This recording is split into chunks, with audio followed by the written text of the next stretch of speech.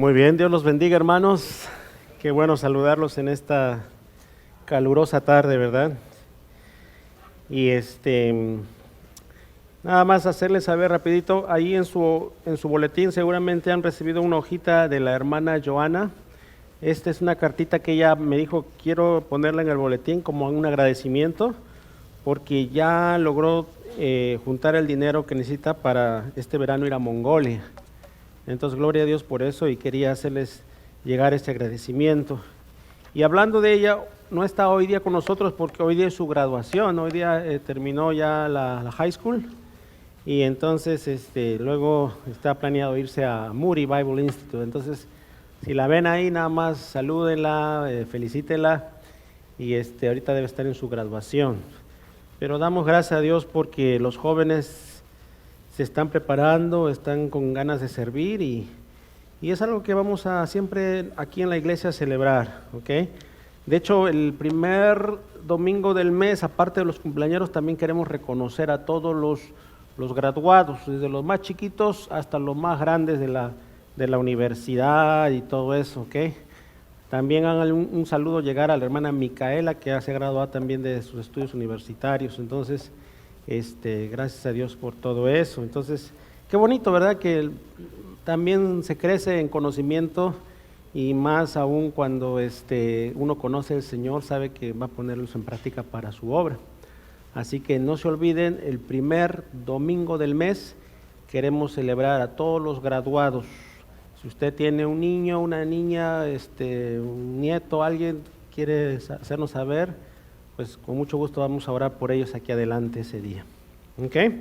Muy bien, ahora sí les invito por favor a abrir sus Biblias y vamos a irnos al libro de Colosenses. Vamos a seguir todavía viendo temas libres, y ya pronto vamos a empezar con la nueva serie del libro de Filemón. Pero por mientras vamos a ver temas libres que son importantes, relevantes para cada uno de nosotros en este tiempo. El domingo pasado celebramos a las mamás y por eso vimos un tema relacionado a la madre. Ahora vamos a ver un tema, como el título lo dice, viviendo en victoria, porque el creyente, el cristiano, es llamado a vivir en victoria. Así que les invito otra vez, Colosenses capítulo 2, versículos 6 al 15, no lo vamos a leer todo, vamos a leerlo por partes, pero antes que nada vamos a ponernos en las manos del Señor en oración para que Él nos ministre, para que Él nos dirija en esta tarde. Acompáñenme a hacer esta oración, por favor. Amado Dios, gracias te damos por este día. Gracias, Señor, por tenernos aquí en esta tarde tan hermosa. Permítenos ahora poder concentrarnos para recibir tu palabra. Háblanos, Señor, por medio de tu palabra, nuestros corazones. Habla nuestro entendimiento. Y, Señor, ayúdanos a poner en práctica lo aprendido el día de hoy. Gracias, Señor. Ayúdanos a poder siempre darte el primer lugar en todo lo que hacemos. De manera que no nada más hagamos las cosas por inercia, por el trajín del momento, sino que verdaderamente nazca en nosotros el querer vivir para ti y con vidas victoriosas para tu gloria y honra de tu santo nombre. Gracias, Señor. Háblanos en esta tarde, quita cualquier distracción, cualquier preocupación, y seas tú, Señor, ministrándonos. Lo mismo también te pedimos por nuestros niños en sus clases. Gracias, Señor. En el nombre de Jesús. Amén. Bien, entonces, una vez más, el título es Viviendo en Victoria, ¿ok? Y empieza con ese versículo 6, que lo tienen ahí también en su hojita, que dice así: por tanto, de la manera que recibisteis al Señor Jesucristo. O sea, un momento de nuestra vida, muchos de nosotros aquí presentes hemos recibido de su amor, su palabra. Y entonces hemos empezado a entender el propósito que Él tiene para nosotros. Y aquí en esta escritura se le está recordando, por tanto, de la manera que ustedes se acuerdan que recibieron al Señor Jesucristo. Y uno dice, pues sí, me acuerdo, de repente cuando era uno más joven, de repente en un altar, de repente en el carro, de repente en el trabajo, de repente por una situación familiar. Yo no sé, cada persona, cada situación es muy diferente, pero hubo un momento en que nos cayó el 20, como se dice, ¿no es cierto? Entendimos por qué Jesús vino a este mundo. Y de la manera que recibimos ese amor, lo que nos está diciendo aquí es, andad en Él. O sea, empiecen a caminar en su primer amor.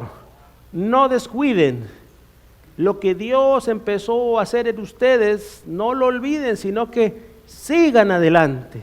Sigan hacia lo que Dios sigue teniendo preparado para ustedes, sin desviarnos. Básicamente es lo que está diciendo ahí el versículo 6. Y es un llamado por medio del libro de Colosenses al creyente hoy en día también a que siga hacia adelante. ¿Okay? Pero nos va a dar algunas advertencias aquí también. Y hoy día vamos a trabajar con la letra E. De manera que si ustedes quieren llenar esos espacios en blanco, son 3 palabritas, bien pueden hacerlo con esa letra E, que de alguna manera nos ayuda pues a recordar lo que es el mensaje. Y lo primero ahí vamos a ver que la nueva forma de vivir en Cristo implica dejar, soltar ya todo engaño, ¿ok? Dejar ya todo engaño.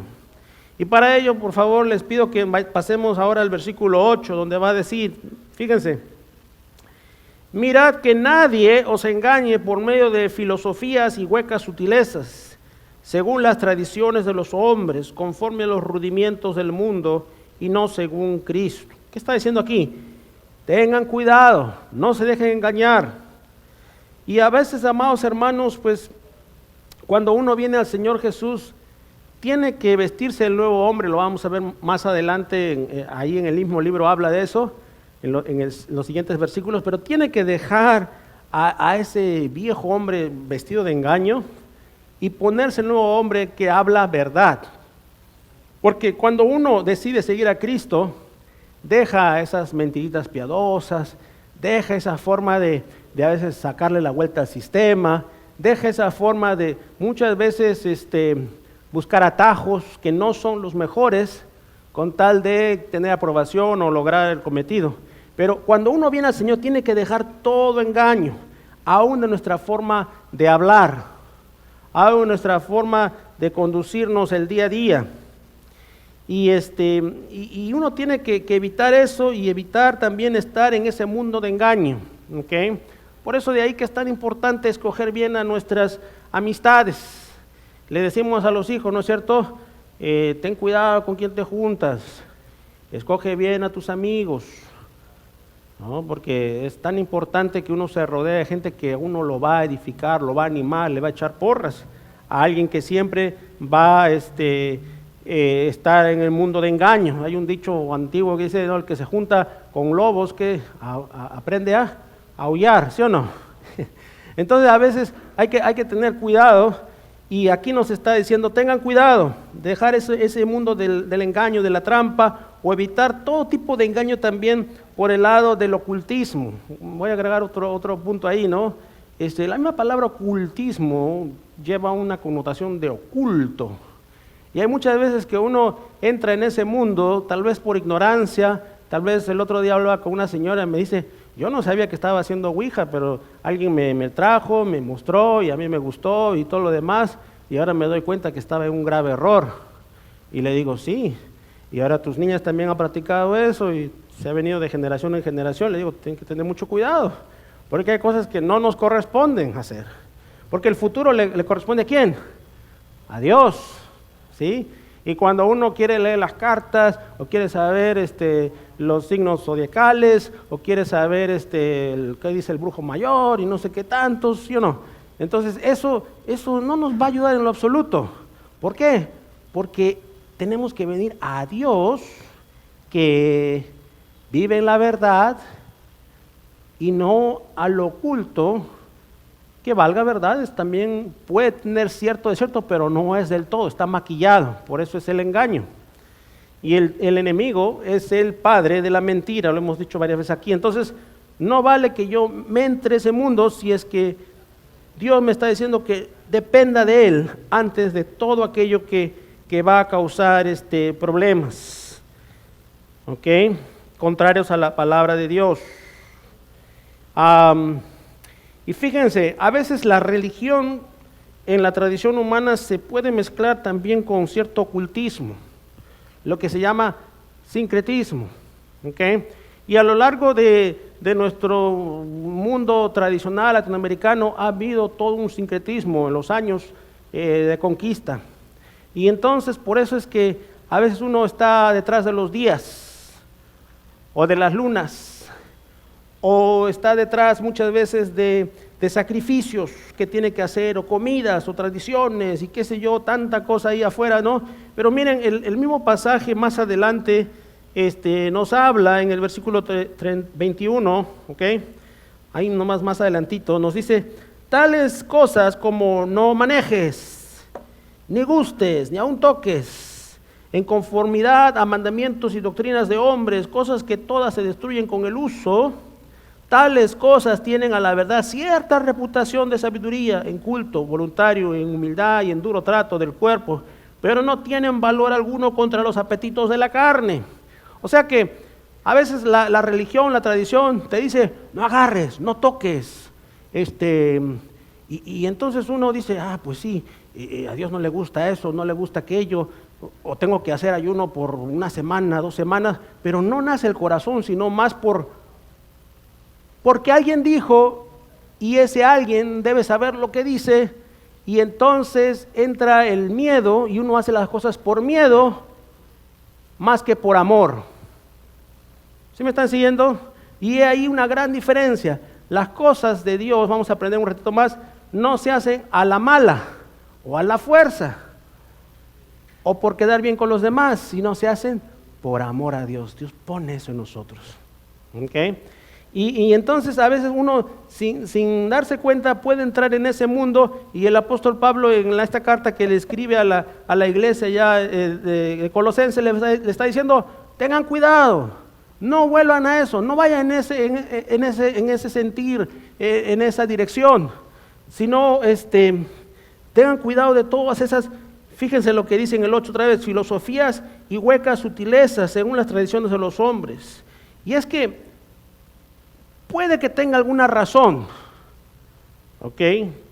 Entre comillas, como los fariseos, lavarte las manos, cuidar ciertos días, día de reposo, todo eso, estaba muy bien, había una razón detrás de todo eso. Pero antes que todo eso, ¿está qué cosa? Hacer la voluntad de Dios de corazón, que por fariseísmo. ¿Okay? Y a medida que uno se va acercando al Señor, va aprendiendo a distinguir todas esas cosas. Y ¿por qué? Porque luego uno se vuelve esclavo de esas cosas. Y el Señor no nos ha llamado a esclavitud, sino nos ha llamado a libertad. ¿Sí me explico, amados hermanos? Entonces, sí, Dios pone en tu corazón hacer un ayuno, si Dios pone en tu corazón, qué sé yo, a ayudar a ir a algún lugar y privarte de algunas cosas, pues gloria a Dios. Pero no lo estás haciendo por ganarte el favor de Dios, sino porque en tu corazón está hacerlo. Muy similar, hace poquito habíamos celebrado el Día de la Madre, y la madre naturalmente, mayormente siempre va a hacer cosas por amor a sus hijos, que porque alguien le va a castigar. Y uno dice, ¿pero por qué es así? Porque ama a sus hijos. ¿Ok? No por temor a otros, porque le van a despedir el trabajo, no. Es por amor. Y eso es a veces difícil de entender, pero es algo innato que Dios ha puesto en uno. Igual cuando uno nace en el Señor, uno va a tomar ciertos pasos de obediencia, pero no lo va a hacer porque si no lo hago, Dios me castiga. Si no lo va a hacer por amor a Él más que nada. ¿Okay? Y eso lo vamos a ir viendo, pero aquí se le dice, mirad que nadie os engañe por medio de filosofías y huecas sutilezas según las tradiciones de los hombres, ¿okay? Conforme a los rudimientos del mundo y no según Cristo. O sea, si no está Cristo en estas tradiciones, por más buenas que sean, no tienen valor. ¿Sí me explico? Ahora, si está Cristo, bueno, pues tiene cierto valor y por eso están ahí en la Escritura. Pero si Cristo no está, y es otra cosa lo que nos lleva a eso, como el miedo, el temor, entonces no son de edificación, sino todo lo opuesto. Y amados hermanos, también puede haber dichos, ¿no es cierto? Las formas de hablar a veces en las personas, muchas veces en la sociedad hay muchos dichos famosos, ¿no es cierto? Que uno aprende o que los abuelos no le han enseñado y que tienen cierta veracidad, ¿no? Más vale pájaro en mano que 100 volando, ¿no es cierto? Más vale tarde que nunca, ¿verdad? Hay muchos dichos, ¿sí o no? Pero cuando el dicho contradice a lo que Dios ha establecido o no va de la mano o uno lo usa para su conveniencia, entonces pues uno tiene que decir, a ver, un momentito, ¿este dicho viene de Dios o es simplemente para buscar uno su conveniencia? Y es algo que uno tiene que preguntarse siempre, porque si no viene de Dios, amados hermanos, en vez de ser algo bueno, nos va a traer problemas. Y van a ser esos dichos que verdaderamente no tienen mayor relevancia. Más vale malo conocido que bueno por conocer, ¿no es cierto? Entonces la gente a veces se agarra de eso y trata de hacer su propia doctrina por miedo en buscar las cosas de Dios o por miedo de buscar lo que Dios le llamaba a hacer. Y ahí es donde tenemos que también nosotros tener mucho cuidado, ¿ok, amados hermanos? Pero fíjense ahora, vámonos al 7, porque ahí está la respuesta justamente a no caer en estas cosas. Vamos a regresarnos al 7, primero estábamos 6, luego el 8, pero vámonos al 7 porque es muy hermoso, hermanos, y yo lo había subrayado años y años atrás, y otra vez lo estoy empezando a ver. Anoche estaba mirando este pasaje, porque son 3 palabritas que en lo particular a mí me llegaron muy, muy profundo en mi vida temprana en la fe. Miren, versículo 7, ¿qué dice al creyente? Porque uno puede decir, no, bueno, pastor, es que yo no sabía que leer cartas era malo, yo no sabía que de frente consultar el horóscopo era malo, yo no sabía que esto era malo y ahora usted está diciendo esto. Bueno, pues a veces por ignorancia hemos hecho muchas cosas, ¿sí o no? Dios no nos está ahora queriendo agarrar del cuello, pero nos está diciendo, aprendan y comencemos a poner en práctica lo aprendido, y Dios al final nos perdona y seguimos adelante. Pero si hay algo que tenemos que hacer es lo siguiente, para evitar cometer errores. Fíjense, el 7 dice ahí, arraigados, esa es la primera palabra que yo subrayé, arraigados, porque aquí le está dando un ejemplo de la naturaleza, de la agricultura, de allá del campo. Un árbol, ¿verdad? Ahora que está todo frondoso, un árbol cuando se va formando, cuando va creciendo, sale la raíz, ¿sí o no? Y esa raíz va creciendo y se va penetrando en la tierra y se va arraigando, de manera que cada vez que pasan los años y ese árbol se hace más fuerte, es más difícil que lo tumbe algo, porque está bien arraigado, sus raíces están entre la tierra ahí, entre las rocas, las piedras, lo que hay abajo está bien arraigado. Y aquí está presentando la palabra de Dios un ejemplo de que el creyente, el cristiano, tal vez puede haber cometido muchos errores, pero ahora en el Señor, ¿qué tenemos que hacer? Echar raíz. Porque al echar raíz, cuando vengan los vientos huracanados, cuando vengan las tempestades, cuando vengan los problemas, nada nos va a tumbar. Antes, de repente, por la ignorancia, dice en Oseas, mi pueblo perece por falta de conocimiento. Pero cuando ya tú conoces del Señor, vas a estar bien plantado, bien arraigado. Y esa es la primera palabra que nos dice ahí. Entonces es tan importante que uno se arraigue bien en las palabras de Dios. Y no solamente eso, pero luego va a decir, y sobre edificados. Y aquí está usando un término de construcción, ¿no? De albañiles, de sobre edificar, porque sabemos que el fundamento es Cristo.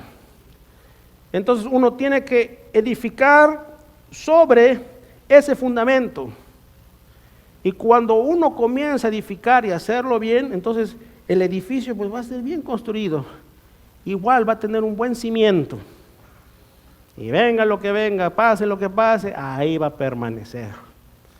¿Se dan cuenta? Y aquí el apóstol Pablo nos está dando dos ejemplos para que el creyente, el cristiano piense, medite en eso y diga, no, pues yo tengo que arraigarme bien en el Señor para que ninguna de estas huecas filosofías me hagan daño. Y tengo que sobreedificar bien en el Señor para que ninguna de estas tradiciones humanas me afecten.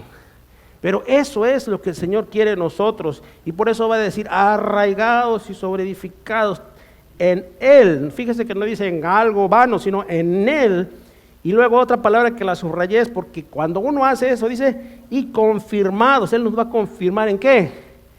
En la fe. Confirmados en la fe.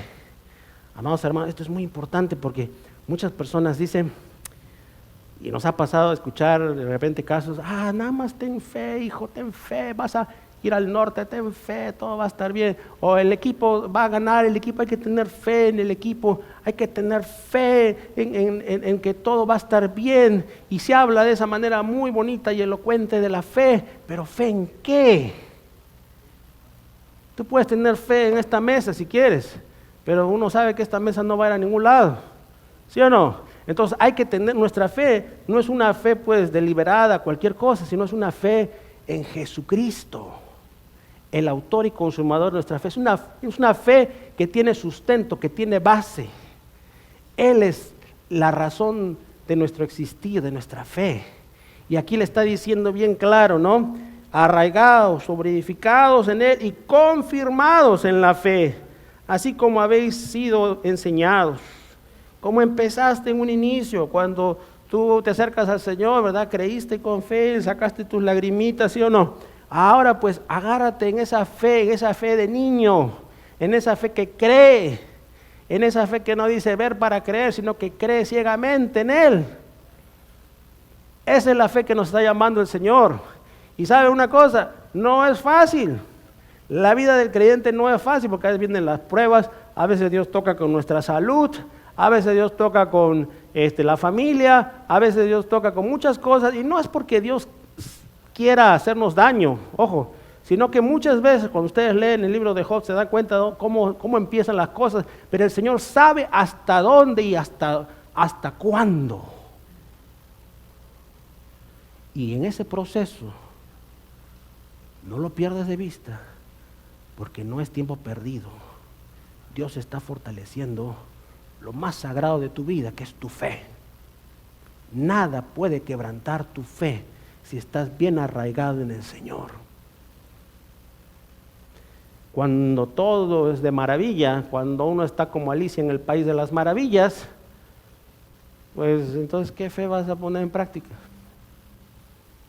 Pero cuando dicen, como dicen allá en mi país, cuando las papas queman, es ahí cuando realmente vas a saber que la fe Dios está poniendo a prueba tu fe.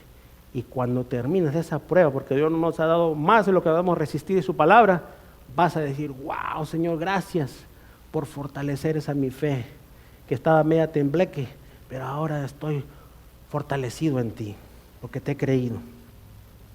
Entonces, amados hermanos, ahí está, deja todo engaño, todas las cosas que no nos van a ayudar, y ahora pues, ¿qué tenemos que hacer? Por otro lado también, más adelante va a decir algo, la palabra de Dios, que tiene que ver ya no con el medio ambiente o el enemigo que está ahí tratando de mortificarnos, sino nos va a decir aquí en los siguientes versículos, nos va a decir algo muy importante también.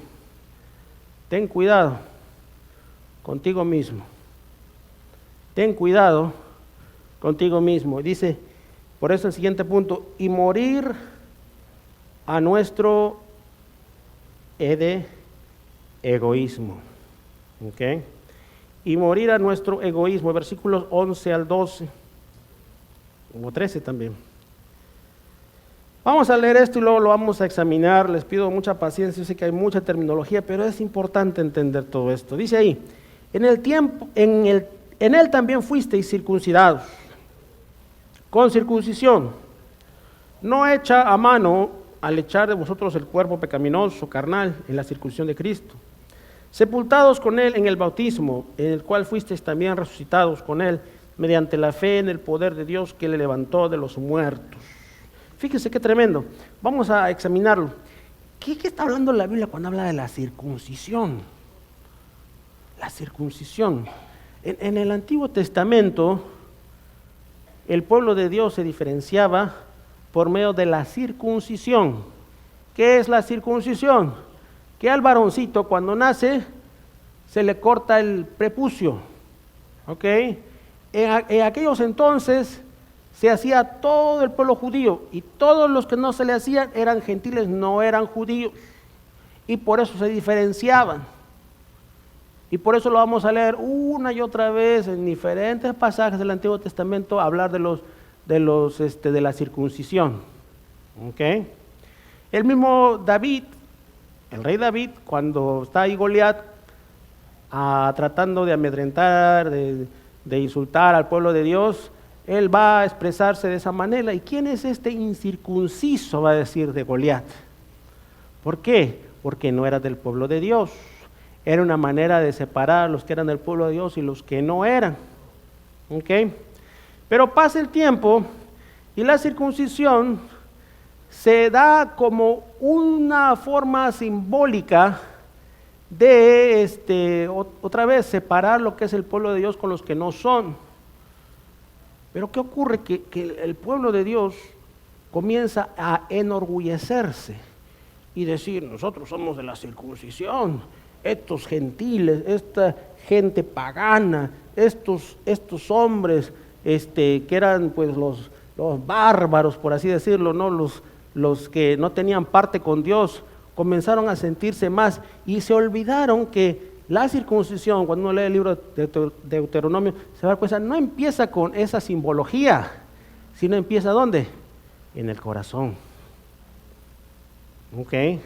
Porque todo lo que Dios hace, amados hermanos, y esto va también para nuestro tiempo, no empieza en lo que yo hago, lo que yo elaboro, cómo lo armo, cómo lo pongo, sino en el corazón. Y luego va a ser cambiado eso por el bautismo, y ahí está el bautismo, ¿no es cierto? Sepultados con Él. ¿Qué es lo que significa el bautismo? ¿Qué representa? Cuando uno va a las aguas del bautismo, ¿qué es lo que está representando? Uno entra al agua, la muerte y resurrección. ¿Ok? Eso es lo que representa, pero es una simbología de lo que el Señor Jesús hizo en la cruz del Calvario. ¿Ok? Porque Él no se quedó en la cruz, sino que Él fue sepultado y resucitó al tercer día. Entonces, es una forma de decir, aquí estoy, doy testimonio, pero eso no empieza en el bautismo, eso empieza, ¿dónde? También en el corazón. Porque uno se puede bautizar 1, 2, 3, 4, 5 veces. Uno puede hacer, no, el pastor me bautizó, como en Corintios que se peleaban. ¿Quién te bautizó? Pablo, no, a mí me bautizó Apolo, no, a mí se pelean, no, es que yo fui bautizado en el río, no, yo fui aquí, yo fui en el lago, yo fui en... Eso es lo de menos. Eso es lo de menos. Lo que interesa es que el Señor haya nacido primero en tu vida. Y que tú entiendas el proceso de tu salvación que empezó con Jesucristo. Porque no es por las personas o por lo que tú puedas ganar. ¿Sí me están siguiendo, amados hermanos?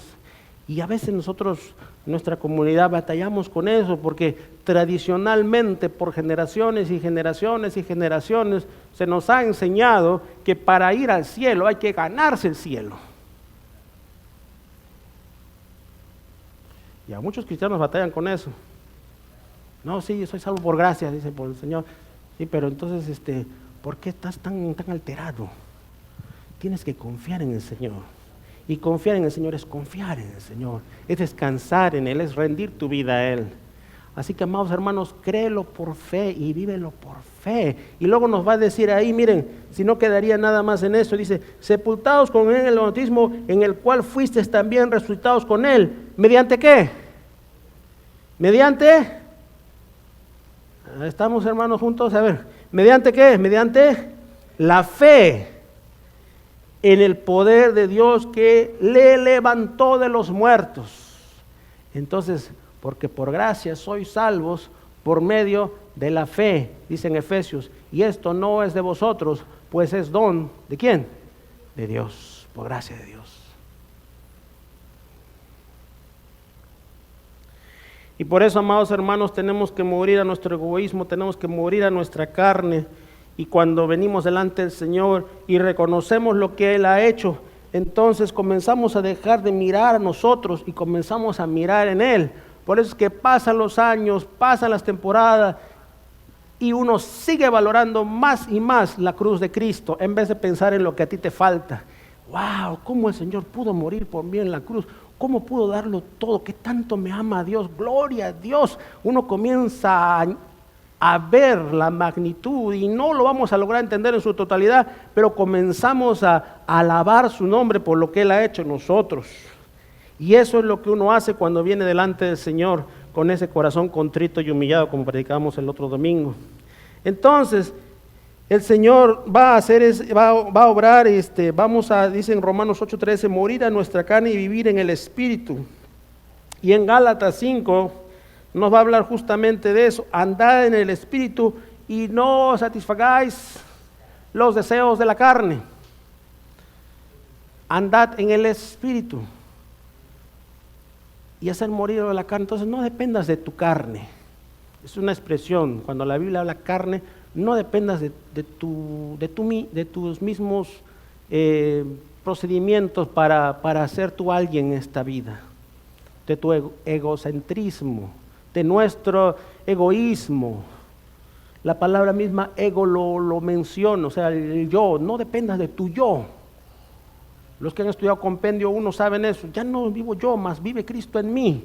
Entonces tu yo tiene que estar en un lado y dejar que Cristo tome ese lugar en tu vida.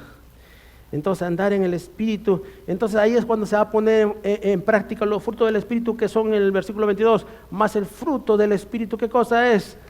Amor. ¿Okay? Ese amor verdadero de Dios, no ese amor de novio, pasional, no, amor de Dios. Amor, gozo. El gozo del Señor es mi fortaleza.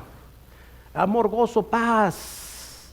Independientemente de si uno está con trabajo, está sin trabajo, hay guerra, hay necesidad, hay hambruna, la paz de Dios nos sostiene, ¿ok? Amor, gozo, paz, paciencia, y ahí creo que muchos estamos trabajando, ¿no es cierto? La paciencia del Señor, y solamente por el Espíritu Santo, cuando se vivifica en nosotros, amor, gozo, paz, paciencia, benignidad, buscar el bien de los demás, bondad, ser bondadoso, amable, benignidad, bondad, fe, que esa fe sea bien establecida, bien pronunciada en nuestras vidas. ¿Tú eres cristiano? Sí, soy cristiano, y te invito a mi iglesia, ven, o te invito a leer la Biblia.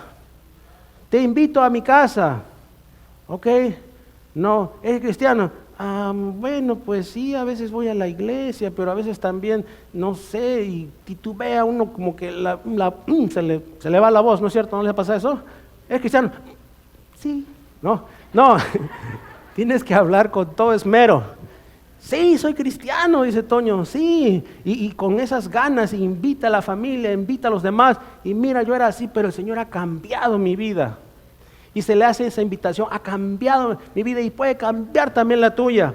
Entonces, fe, amor, gozo, paz, paciencia, benignidad, bondad, fe, mansedumbre, ¿ok?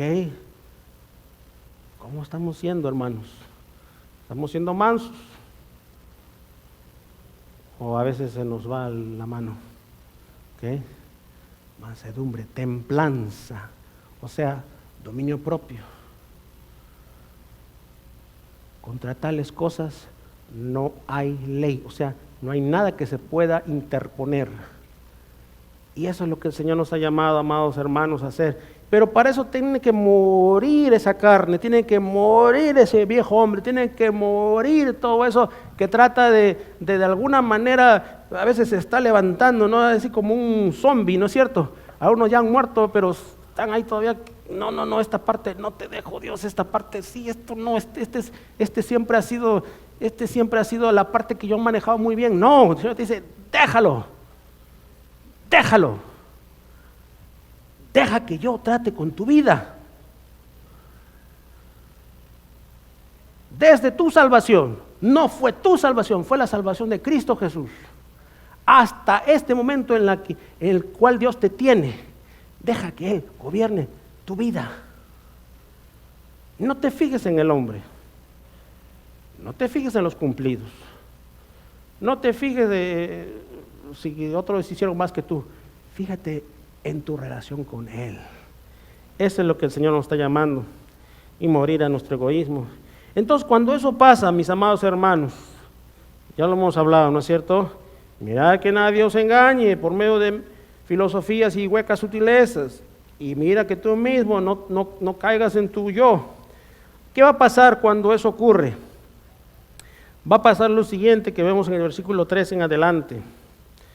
Y nos va a perdonar nuestros pecados. Y fíjense en el versículo 14, este versículo en lo particular me ha hecho pensar un poquito más allá de lo acostumbrado. Fíjense, versículo 14, ¿qué dice? Yo lo subrayé y le di su vuelta. Dicen ahí, anulando el acta de los decretos que había contra nosotros, que nos era contraria, quitándola de en medio y clavándola en la cruz. ¿Qué ocurre aquí? Fíjense, ¿cuál es esa acta? Todos tienen su acta de nacimiento, ¿sí o no? ¿No es cierto?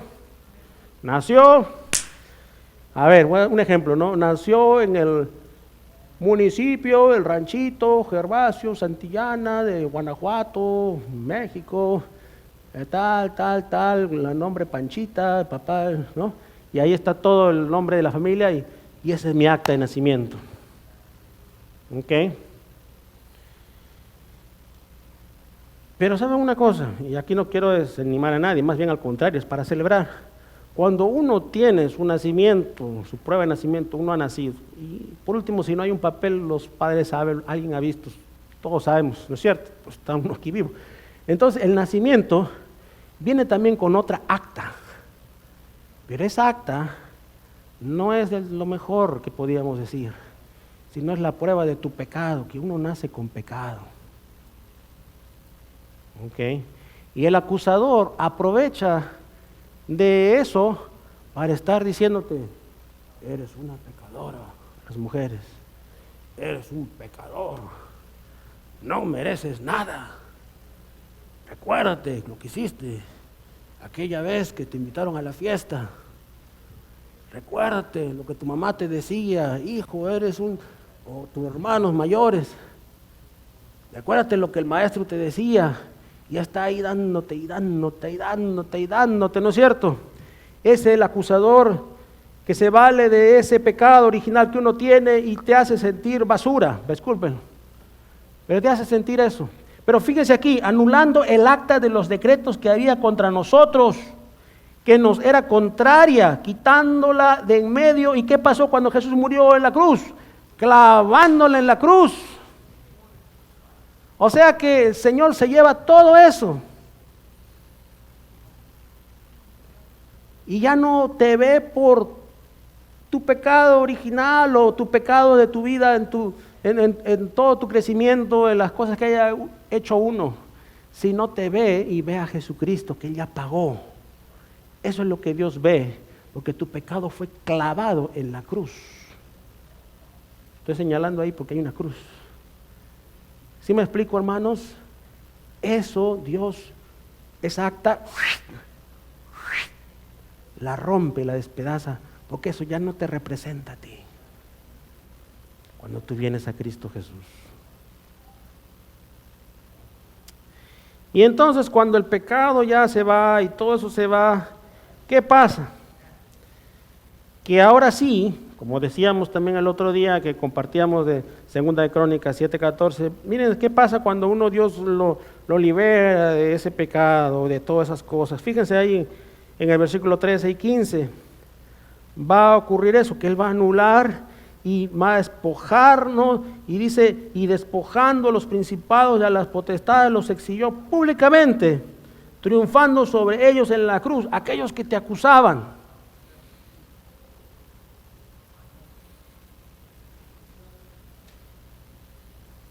Y ya no tienes que preocuparte de lo que te falta. Por eso dice en el 16, por tanto, nadie os juzgue en comida o bebida en cuanto a días de fiesta, luna nueva, días de reposo, o sea, que tendrá algo por desierto o alguna virtud alguna, como dice la Biblia, pues sí puede ser, ¿no? Pero no estás tú identificado con eso ahora que viene el Señor, sino tu identidad está en Jesucristo. Y por eso el tercer punto es, hemos dicho, el engaño dejamos, el egoísmo, para empezar a vivir una vida victoriosa. Porque ahora el Señor en la cruz ha pagado el precio, anulando esa acta, como hemos leído hace un ratito en el 14. En Cristo Jesús dice en 1 Corintios 15, 57, 51, 57, sí, nos da la victoria. ¿Okay? Romanos 8, 37, antes en todas estas cosas, ¿qué cosa? Somos más que vencedores por medio de aquel que nos amó. Y el creyente, hermano, el creyente, el cristiano, ¿qué cosa es? Es más que vencedor. Créaselo eso. Créaselo. No hay razón por la cual estar derrotado. Que hay tormentas en la vida y que a veces nos sacuden, sí. Por eso yo cuando la gente está llorando le digo, llora. No está mal llorar. Que a veces pasan cosas de un momento a otro que no esperamos, perdemos un familiar querido, sí, duele y duele. O cuando alguien tiene algún accidente o alguna situación, pierde trabajo, qué sé yo, pues duele, somos humanos, somos de carne y hueso. Pero la diferencia es que uno no se queda ahí derrotado. No se va al alcohol, a la droga, o busca relaciones interpersonales, relaciones con otras personas para satisfacer ese dolor, sino que uno viene a Cristo y nuevamente recobra fuerzas, nuevamente es animado, y el Señor nos lleva de victoria en victoria, más que vencedor. Y eso es, amados hermanos. Hay tiempo para llorar, hay tiempo, dice Eclesiastés, para todo, pero no es para quedarse ahí desanimado, agüitado, y uno le llama y le escribe y no responde y ahí se queda. No, hermano, ya es cuestión de decir, Señor, tú sabes, pero te lo entrego y ahora tú fortaléceme y ayúdame a vivir como tú me has llamado. Y confiar en su victoria, porque Él es el que ha hecho esa obra, amados hermanos. Créame que cuando uno entiende eso, ya todo lo demás, uno celebra, ¿verdad? Todo, pero es como lo más importante ya Dios lo logró. ¿Ok? Y esto te da un sentido de seguridad. Te da un sentido de seguridad. Entonces puede haber problemas todavía con la familia, puede haber problemas todavía con el esposo, con la esposa, con los hijos, en el trabajo, qué sé yo, un montón de sinnúmero de cosas que a veces no sabemos, pero tú tienes seguridad, tú sabes dónde vas a ir, tú sabes que puedes orar, tú sabes que puedes descansar en Él. ¿Okay? Y no una vez más para ganarte el favor de Dios, sino porque Él te ama.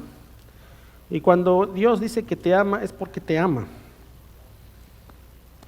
Él nada más te está diciendo, acércate a mí, acércate. Ven, acércate.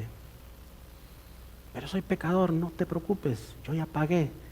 Si tú reconoces que yo pagué, entonces no tienes que cargar con eso. Pero acércate. Para que Dios entonces empiece a trabajar en nuestras vidas. Y sabe una cosa, es muy, muy bonito, muy hermoso cuando Dios empieza a obrar en nuestras vidas. Yo hablaba con una jovencita este martes, vino con su mamá ya en plano, y esta muchachita pues aceptó al Señor, se entregó al Señor. Yo sé que allá afuera no está fácil la situación con tanta droga. Ahorita hay mucha droga allá afuera. Hay mucha droga porque hay muchos derivados de la marihuana ahorita, mezclado con otras cosas, y la gente lo está haciendo como si nada. Por eso las escuelas hablan con los maestros en la high school. ¿Ok? Y yo sé que es muy tentativo a veces y que puede muchos jóvenes estar en eso, pero en el Señor sí se puede vencer todas esas cosas. Y usted como padre también puede darle a sus hijos. Pero acérquese al Señor. Él es el único que nos puede ayudar. No hay más. Esta no es una charla motivacional, por si acaso. Esta es la palabra de Dios. Él quiere tratar contigo. Vamos a orar.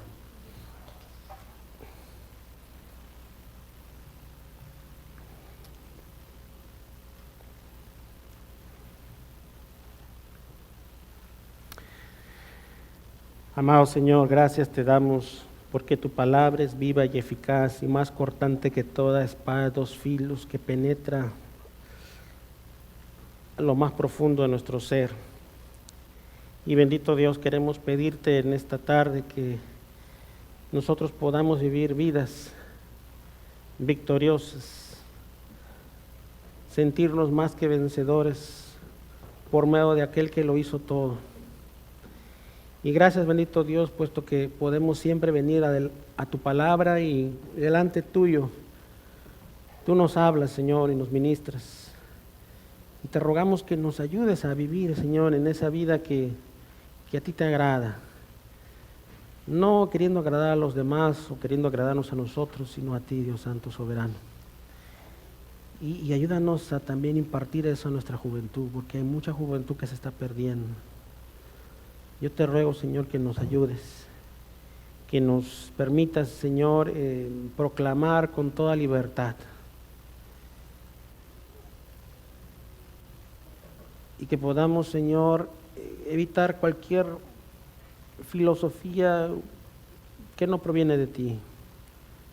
Esas huecas sutilezas, esas cosas, Señor, que suenan bien, pero en realidad no tienen sustento bíblico. Y que nos ayudes a enfocarnos en ti, en tu palabra. Y de alguna manera ayúdanos a ser, cada uno de nosotros, los aquí presentes, a ser aquellos agentes de libertad, que podamos traer libertad, victoria, que podamos traer tu luz ahí donde nos encontremos, porque hay mucha gente que está cegada. Ayúdanos, Señor, por favor, y usa a mis hermanas, usa a mis hermanos aquí presentes para tu gloria. Te lo pedimos en el nombre de Jesús. Amén.